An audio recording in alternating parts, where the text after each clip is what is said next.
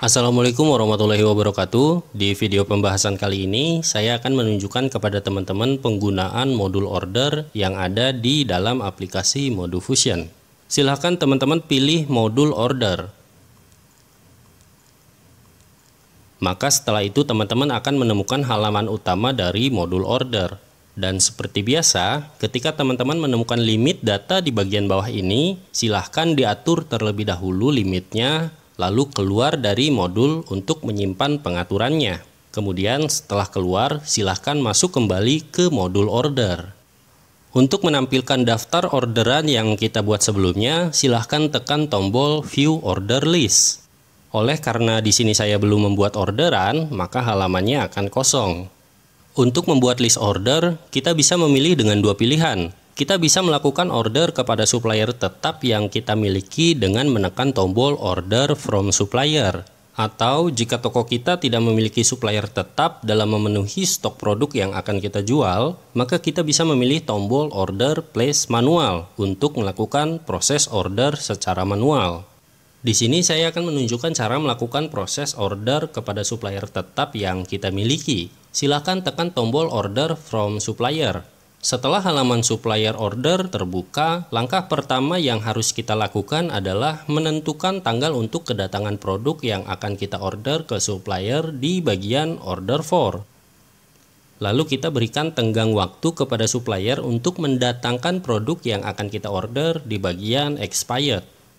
Ini berarti ketika PO atau purchase order yang kita buat sudah expired, maka PO tidak akan bisa dilakukan proses receiving nantinya.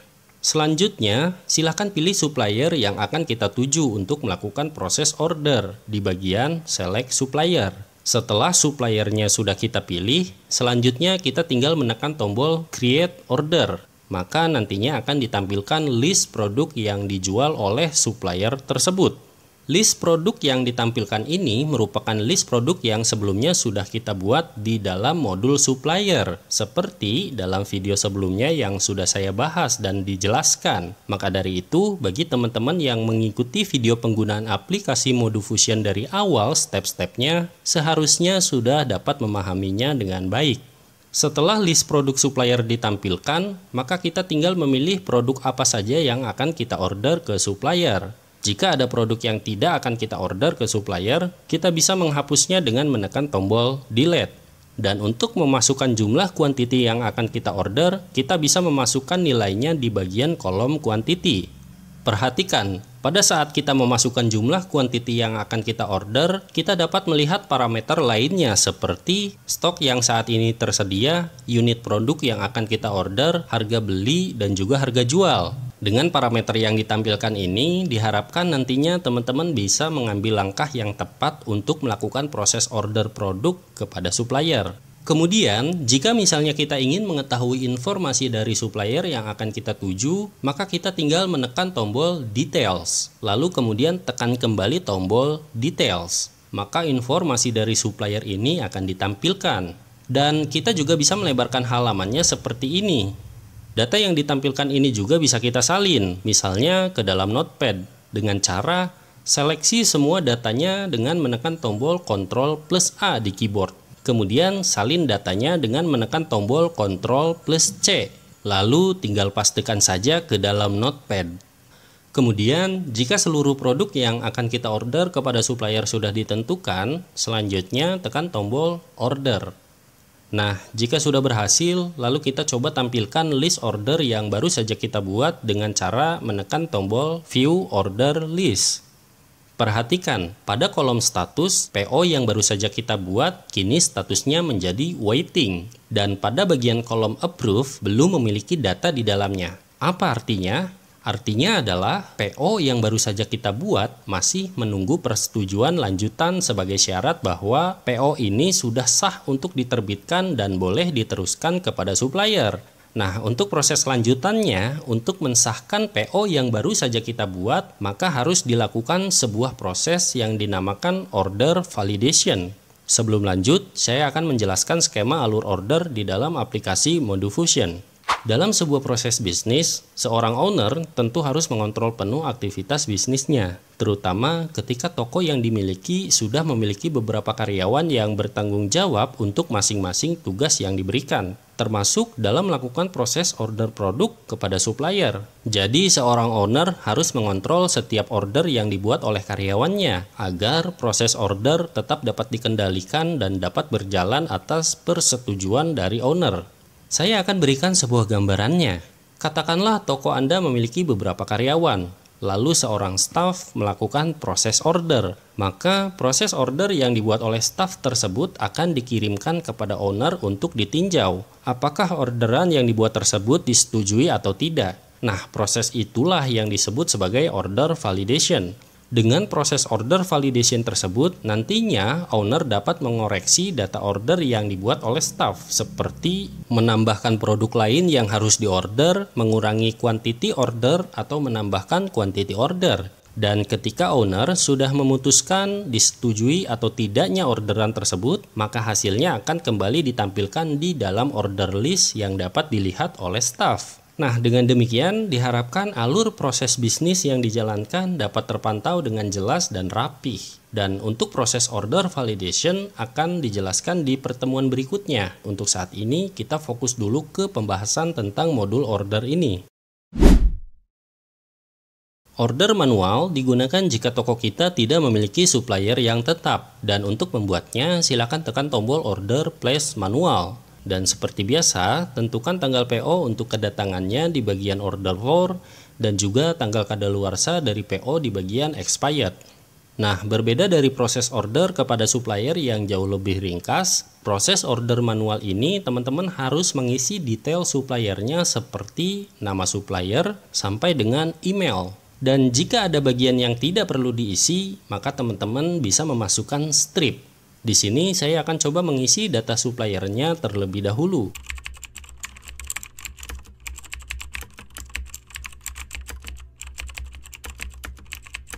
Setelah data suppliernya sudah diisi, maka selanjutnya kita akan menambahkan daftar produk yang akan kita order di bagian produk order. Untuk menambahkan produk yang akan kita order, silahkan tekan tombol Add New Row. Setelah baris kosong baru sudah ditambahkan, silahkan teman-teman masukkan produk yang akan diorder. Cukup masukkan saja kode produk di kolom code atau cukup memasukkan barcode produk di kolom barcode. Di sini saya akan coba memasukkan kode produknya. Lalu tekan Enter. Maka produk tersebut akan ditampilkan dan selektor akan berpindah ke dalam kolom Order Quantity. Nah, silahkan masukkan quantity ordernya. Lalu tekan Enter. Maka selektor akan kembali ke posisi baris baru di dalam kolom Code. Dan seperti biasa, jika dirasa tampilannya sedikit sempit, kita bisa mengaturnya seperti ini. Kemudian saya akan mencontohkan memasukkan barcode produk di kolom barcode. Pada bagian ini, teman-teman bisa mengetikkan secara manual barcode produk dengan cara mendouble klik baris kosong di kolom barcode ini. Atau jika teman-teman memiliki barcode scanner, cukup arahkan selektornya ke dalam baris baru di kolom barcode ini. Lalu lakukan proses scan. Nah, oleh karena saya tidak memiliki barcode scanner, saya akan memasukkan barcode-nya secara manual.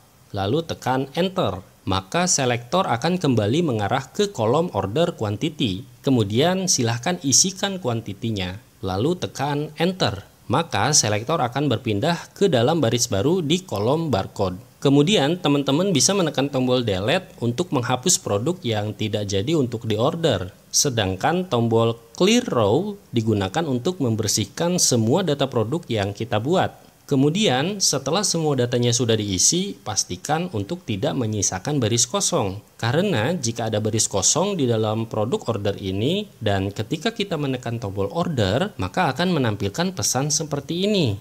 Pesan ini menunjukkan bahwa adanya baris yang tidak memiliki data. Jadi kita bisa menghapusnya. Jika dirasa semuanya sudah selesai, tinggal tekan tombol order. Silahkan teman-teman klik kanan pada mouse di dalam list data order yang sudah kita buat. Pada bagian print preview digunakan untuk mencetak PO yang kita buat dengan 3 kriteria. Yang pertama, order yang kita buat dalam hal ini sebagai my order. Yang kedua, orderan yang sudah divalidasi dalam hal ini sebagai validation. Dan yang ketiga adalah order yang sudah di receiving dalam hal ini sebagai received. Nah, oleh karena PO yang kita buat ini belum divalidasi, maka kita tidak akan bisa mencetak berdasarkan ketiga pilihan ini. Kemudian, pada bagian produk details digunakan untuk melihat produk apa saja yang kita order, dan ini akan terdiri dari dua pilihan. Yang pertama, untuk melihat daftar order produk yang kita buat, kita bisa memilih View My Order. Kemudian, untuk melihat daftar order produk yang sudah divalidasi, kita bisa memilih View Validation. Misalnya, kita ingin melihat daftar order produk yang sudah kita buat. Maka tinggal klik View My Order, maka akan ditampilkan daftar produknya.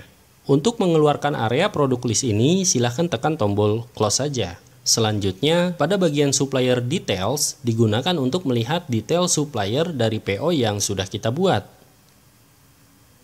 Dan untuk bagian duplikat order, ini akan saya jelaskan di video berikutnya setelah saya menjelaskan bagian proses receiving. Lalu yang terakhir, jika kita ingin membatalkan proses order, kita bisa menekan tombol delete ini.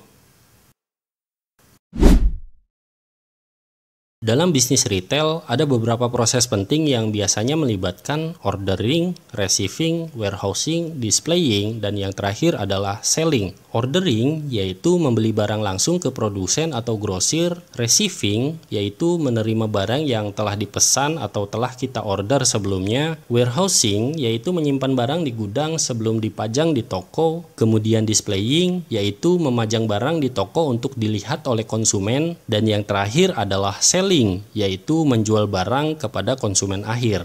Nah, dalam sistem yang tengah saya kembangkan melalui aplikasi Modufusion, saya menyisipkan satu proses lainnya yaitu validation setelah proses ordering. Karena dengan cara seperti itu, gerbang utama saat toko menyediakan stok baru untuk tiap-tiap produk yang diorder dapat tetap dipantau untuk dianalisa terlebih dahulu.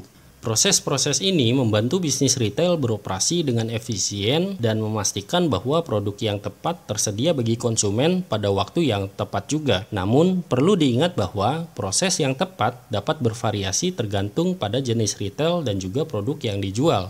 Modufusion mencoba menghadirkan dan mengembangkan sistem pencatatan terstruktur yang tidak hanya fokus terhadap ketersediaan atau kelengkapan fitur, tetapi juga berusaha untuk membuat sistem pencatatan tersebut agar terlihat efisien dan mudah untuk digunakan oleh setiap penggunanya. Dengan penggunaan yang mudah, diharapkan nantinya aplikasi Modufusion dapat membantu pelaku usaha di bidang retail yang masih dalam skala kecil untuk memiliki sistem pencatatan yang rapih sehingga bisnisnya dapat perlahan tumbuh dan juga berkembang. Mungkin cukup sekian video kali ini tentang penjelasan modul order yang ada di dalam aplikasi Modufusion. Dan di video berikutnya saya akan membahas tentang modul validation yang memiliki keterkaitan dengan modul order. Sekian dari saya. Wassalamualaikum warahmatullahi wabarakatuh.